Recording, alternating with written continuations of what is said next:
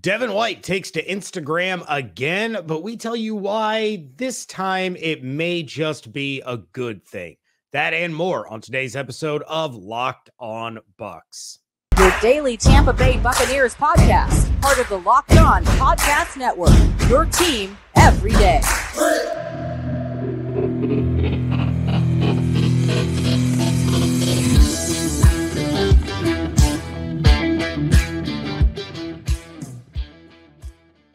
What's up, and welcome to the Locked On Bucs podcast, part of the Locked On Podcast Network, your team every day. We are your daily podcast covering the Tampa Bay Buccaneers. So please subscribe or follow for free on YouTube or wherever you get your podcasts, so you always get the latest episodes when they drop. And of course, you can now find Locked On Bucs on the SiriusXM app. I am James Yarcho, deputy editor of SB Nation's BucsNation.com.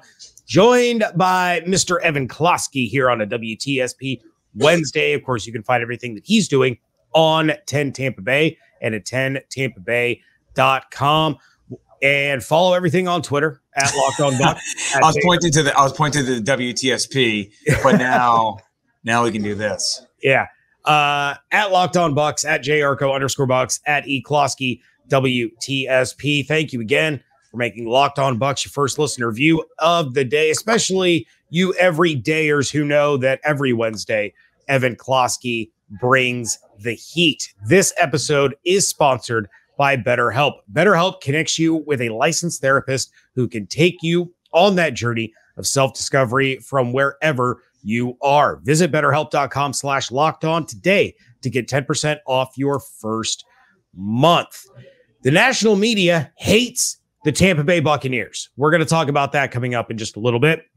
But we are going to start today off with Devin White, who once again took to Instagram to make some cryptic posts, I guess you could call them.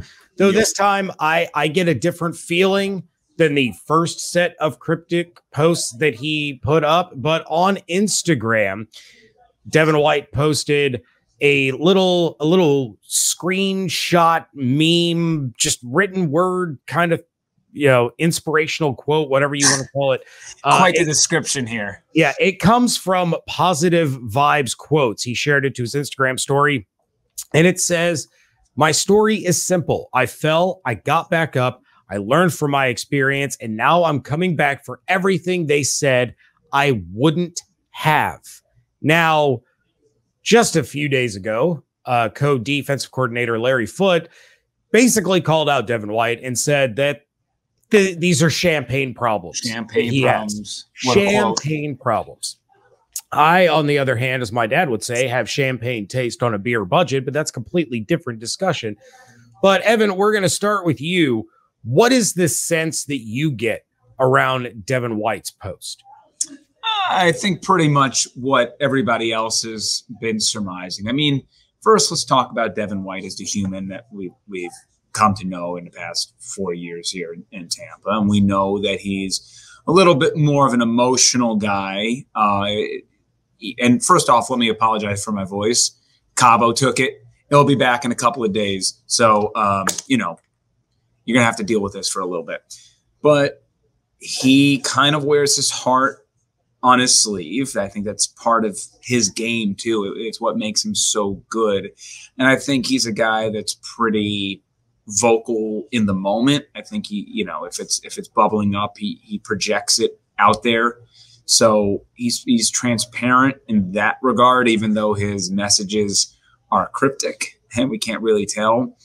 But I'm sure with Devin, it could be something that's like, hey, this is a quote that I was feeling that day, but it's tough not to correlate that with what is happening with the team. He knows what happened the last handful of times he posted something like this to Instagram. Everyone ran with it. So he knew exactly what was going to come when he threw that up there. And the quote is pretty much perfectly aligned to what we think the situation is with the Buccaneers. So I am of the impression that Devin is going to come back. Now, I mean, the rumors are that he's going to come back for workouts. I would be surprised. Personally, I'd be surprised about that. I mean, that would be a pretty quick about face. But overall, I mean, we've all kind of been in agreement that we don't really know the leverage that Devin White has. If it was going to come and he was going to get a trade, we figured it would be before the draft, and it would have to be something around a second rounder to convince the Buccaneers that, okay, let's let him walk. But Jason Light, Todd Bowles, they have reiterated time and time again, they do not plan to trade him. They plan for him to be on the team. And with a deal coming up in free agency, a number that he wants to hit 100 million on, it would behoove him to go on the field, kick some ass, and then shove it in Tampa Bay's face when somebody offers him the bag. We are unsure if Tampa Bay would be the ones to do that. But if they have a phenomenal season and Devin White does as well, and Todd Bowles is still calling him, somebody who makes tackles that we haven't seen since Brian Urlacher, then maybe it's a worthwhile investment. But we can kind of get to that point later down the road. I think all signs are pointing towards Devin, maybe at worst being a holdout entering camp, like that right before the beginning of camp. I'd say maybe even a worst case scenario would be a week into camp. But beyond that, it looks like he's going to be back, which the Buccaneers absolutely need because they are thin at linebacker, very thin. Yeah, I mean, this obviously hasn't reached the level of holdout yet, right? There's nothing that he could hold out of as of right now. So we'll see how this continues to progress. But kind of the impression that I got was, okay, I'm in. Whether that's just for this year or, let's see the chips fall where they may.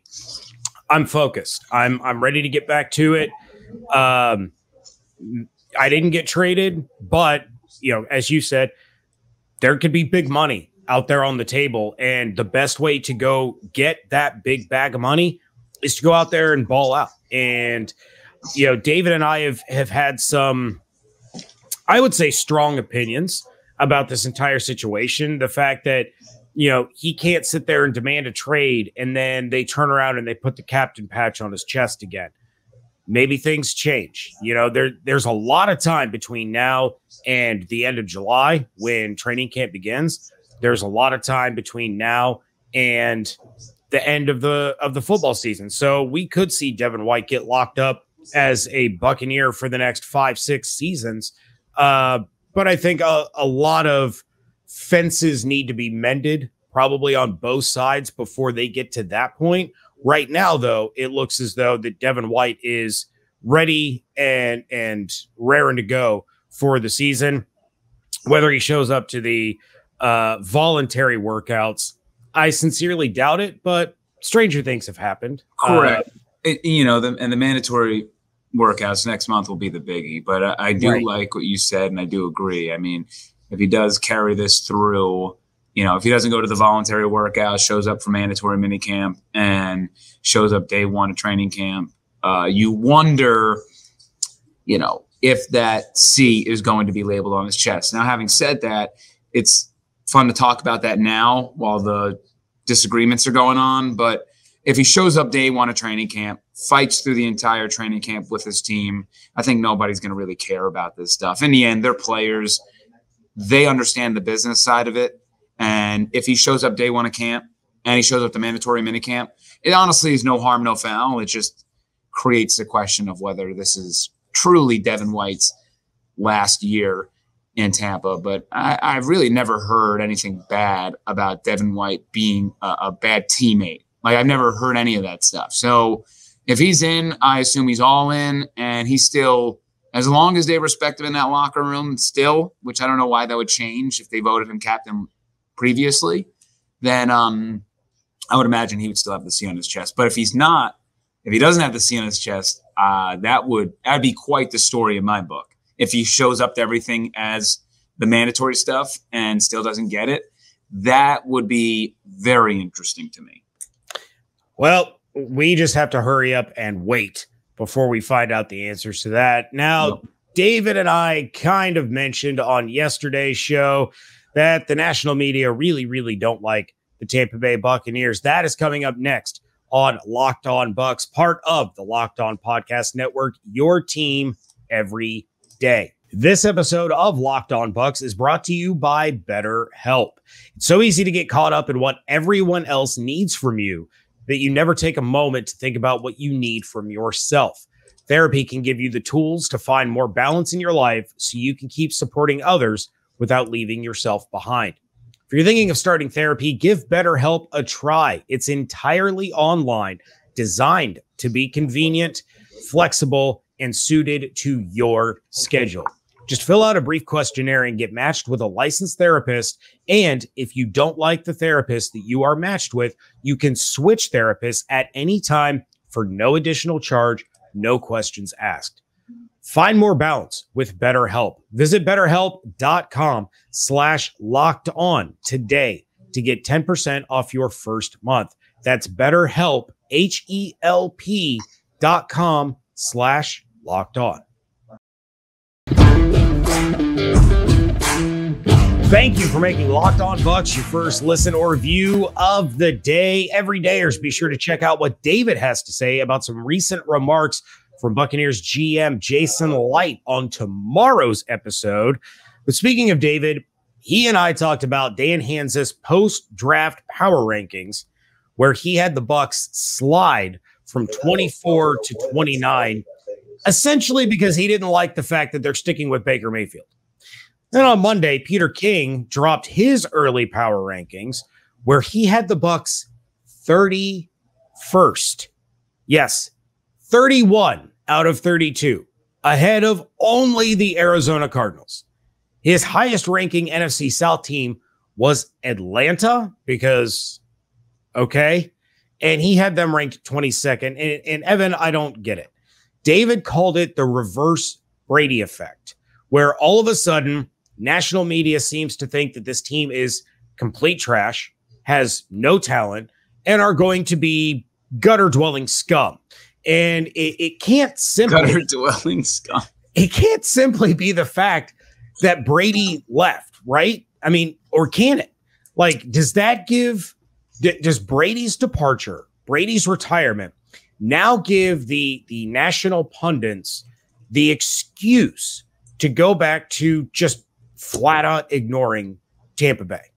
Well, this is very nuanced, and we can probably do a whole 30 minutes on this. But let's just break down what the conventional wisdom is out there for those who don't follow Tampa Bay on a day-to-day basis, like we do here at the Locked On Bucs podcast. So if you're listening to this podcast every day, you probably understand the team a lot more than even the national pundits, who have the better connections than all of us, but they're not locked into day-to-day operations. So let's talk about Tom Brady. Tom Brady, greatest quarterback of all time, and probably single-handedly won 3 or 4 games for the Buccaneers last year on a team that was 8-9 and underperformed to a huge degree. So when you say you remove Brady, and you can ask yourself, wow, if the team that we saw last year didn't have Brady, it's probably a 4-win, 5-win team, right? It would make sense then to make them 31st because you're removing Brady, saying, what big additions did they make? Oh, not many. Okay, well, they're going to suck. So I get that. I get that national narrative. But let's now talk about maybe a little Ewing theory, right? Let's remove the best player from the team. If you don't know Ewing theory, it's coined by Bill Simmons. You remove the best player and your team gets better. So now let's talk about removing Tom Brady. Well, the world revolved around Tom Brady here in Tampa. There was a lot of capitulation. There were a lot of things that the offense, first off, you had Byron Leftwich, who was living in 1980 with his offense. Once he lost all his skill players and the people that revved up that puppy for the past couple of years, he didn't know how to really beat other defensive coordinators. He wasn't there. There's a reason why Byron Leftwich is currently unemployed, why he couldn't actually get a job at the collegiate level that he was seeking. There's some question marks around him. And I think Byron Leftwich, some time off is going to do him good. I still believe in Byron Leftwich long-term, but this was a necessary part of his trajectory as a head coach, or the trajectory as an assistant coach, despite what former head coach Bruce Arians has to say about one of his disciples. So you remove him. You bring in a young, spry go-getter in Dave Canales, who is going to completely simplify this offense and allow the engines that have helped build up this franchise go to work. Baker Mayfield doesn't have to be Tom Brady. He doesn't have to be spectacular.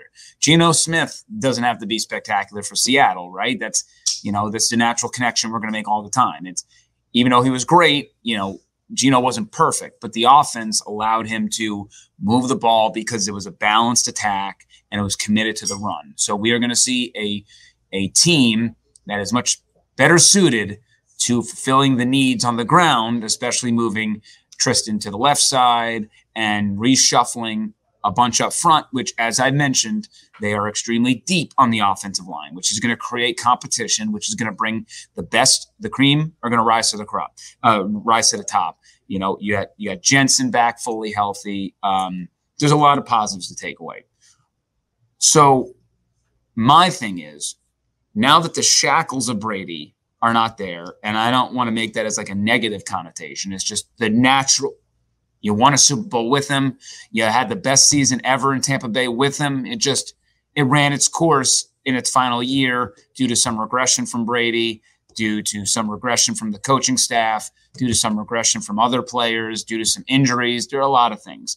But now that you've kind of removed that element, I think they are going to be a pretty strong team. That's not to say that they're going to be a surefire playoff team, but they play in a crap division, so it's possible. I think they're going to be a tough out. Whether they win a lot of those close games that you have to win to be a playoff team, that remains to be seen when you have a young OC and you have Baker Mayfield. You got a lot of question marks, but there are a lot of players on that field who have been in big-time moments, including the Super Bowl. So when you look at the starting 11 for both sides, it's hard to argue that is the second worst roster on the team. It just is. You cannot tell me that the 11 that you're presenting in front of me on both sides, that they are the second worst team. So that is just right. From that argument, do not believe it. Now, I will say this. The Bucs have very little depth. So they are not going to go an entire season fully healthy. All right. That's just not going to happen. So I can see us being in a position, right, where we're here in the beginning of October and they're like 3-1. And we're like, we told you this is a good team. Y'all stupid national people, yada, yada, yada. And then injury happens. And then we're in the end of November and we're like, well, what if they were healthy? What it could have been? They were good, I tell you. So linebacker, right? Let's say Devin White or Levante David get injured. What happens there? I don't know. I mean, if Carlton Davis or Jamel Dean get injured, I don't know there. If, Ryan Neal or Antoine Winfield Jr. get injured, we're in a dicier situation. If Vita Vea ever goes down, So Mike Evans goes down or Chris Godwin. So, we're really outside of the offensive line, which is funny because a lot of people picking, they don't really they have like two studs. Then they're pretty deep. No one's like kind of great in that crop, but I like them. The offensive line is very deep. So I'm like confident in them. But every other position, they need to replenish the depth big time. So with a limited cap situation, it's all or nothing with this team in terms of their health. So you gotta hope that those background pieces, they come together and they pull you over the hump. And from that standpoint, if we talk about the too deep and we talk about who would have to replace certain players if they get hurt, if we ignore the starting 11s and we just talk about backups from every other team, I would argue the Bucs are definitely on the lower end of things when it comes to depth. So in summation, I get the national narrative where it comes from. Yes, it's wildly inaccurate of where this team is. I think most people understand that message. Yes, there still are concerns. Yes, there still are question marks with the newer philosophy and newer things that are coming in. But assuming this team is fully healthy, I think they're going to be in the mix for an NFC South title again, which is not saying much coming off the fact that they just won one at 8-9. But I think they'd be in the mix. Yeah, I agree wholeheartedly. And I think you could probably point to a lot of teams where, if this player goes down, if you take a look at the Cincinnati Bengals, if Joe Burrow goes down. Well, quarterback's a different thing. All right, even take quarterback off. Joe Mixon goes down. That's going to be tough. You saw what happened when they lost their starters on the offensive line. Like, they didn't have the depth there, and it cost them in the playoffs. If Jamar Chase goes down, you still have, T. Higgins, but they still right. Jamar Chase went down for 4 weeks. They look just fine to me. I mean, maybe they're not going to win every game in that stretch, but they still were able to get over the hump. There's certain teams that can, it all depends on when this is lining up. And it's right. I don't think. It's okay, if Mike Evans goes down, can the Buccaneers live by force feeding Chris Godwin and Russell Gage? And that's going to be, there are a lot. That's what I don't know about Dave Canales. I like what I hear. I think I know what he's going to do, and I'm all in.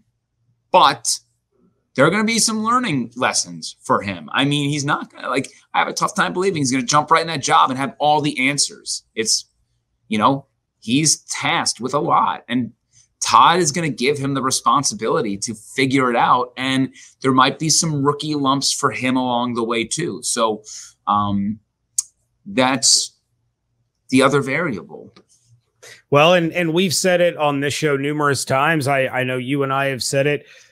This was more than a 1-year retooling, right? This was going to be a 2-year process, but I agree with you wholeheartedly. They're still in the mix as long as they stay healthy, of course, to win the NFC South, because nobody's really kind of separating themselves. But Evan, we speculated on last week's WTSP Wednesday how the Bucs were going to fill out their quarterback room. And on Tuesday, we got that answer. That's coming up in just a moment here on Locked On Bucs. Wrapping things up here on a WTSP Wednesday edition of the Locked On Bucs podcast. And if the Buccaneers, of course, we'll know their schedule coming up tomorrow evening. If the Buccaneers start off 3-1, I expect all of our everydayers to talk all the trash on social media using the hashtag gutter dwelling scum. The Tampa Bay Buccaneers made their quarterback move on Tuesday to bring in the veteran backup to be behind Baker Mayfield. He's a veteran. And Kyle Trask. And that guy was former Los Angeles Ram John Wolford. So somebody that Baker is already familiar with, somebody that Dave Canales is familiar with in facing in the division, because Wolford nearly led a come-from-behind win against the Seattle Seahawks last season. He's got 4 career starts in the regular season, has 1 playoff start that the Rams won against the Seahawks in 2020. Granted, Jared Goff entered the game later, but Wolford still had the start. But Evan, this was the kind of player that we talked about the Bucs bringing in to be that third quarterback in the room, rather than the Matt Ryans or the Carson Wentzes of the free agent pool. It just so happened that all of the players that you and I specifically mentioned all signed the next day with other teams. So I feel like Wolford, I feel like we mentioned him, but I think it was a throwaway at the end. It might have been. I gotta check. I'm pretty sure I mentioned Wolford, but yeah, I remember us talking about Rapine and Ripon, and then somebody that signed with. Did Ripon go to Cincinnati? I didn't see where. Yeah, I mean, I was getting my Cabo Wabo on, so fair enough.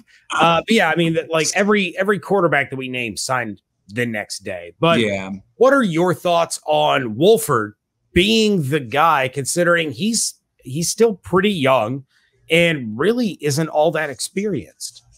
No, I mean, again, this is exactly what we talked about last week, which again is why you got to listen to Locked On Bucs, especially WTSP Wednesdays. No, I mean, this is what a third quarterback is supposed to be.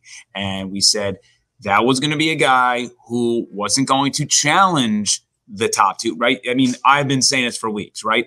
Baker, Trask, those are your two guys. Have them battle it out. Let's see what both of them have. So if Baker doesn't work out, you got to see what Trask has so that you have a clear picture entering 2024. Throwing in a third option to compete with them, to me, is frivolous and not worth it. It's just not worth it. Let them be the two-headed monster in italics.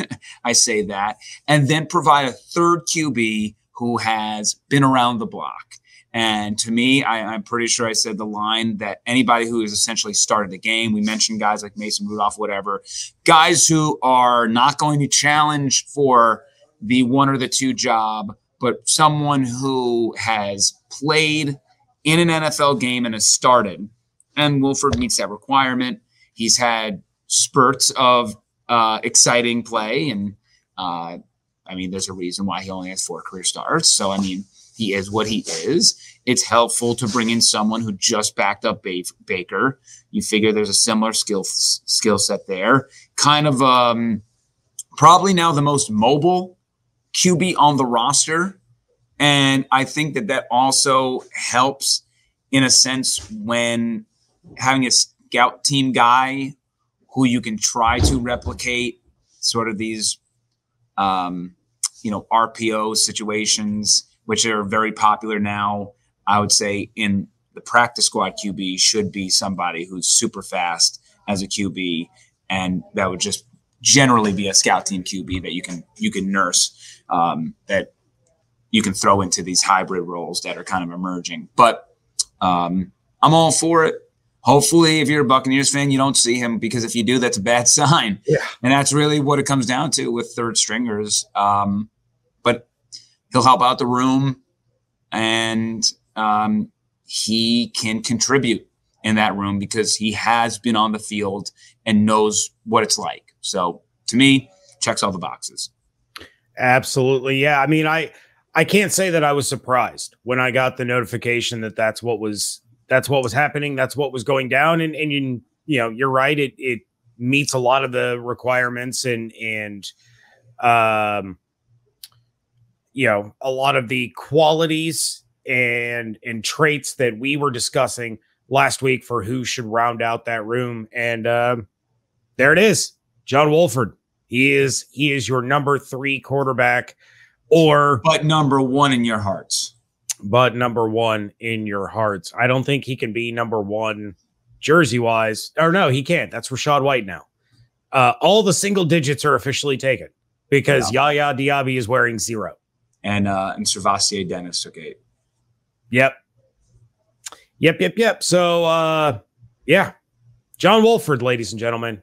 Who knows? Maybe he beats out Kyle Trask and he's the number 2 quarterback. We'll see. If that happens, that's a bad... That's not the Kyle Trask era in Tampa Bay is officially over if that happens.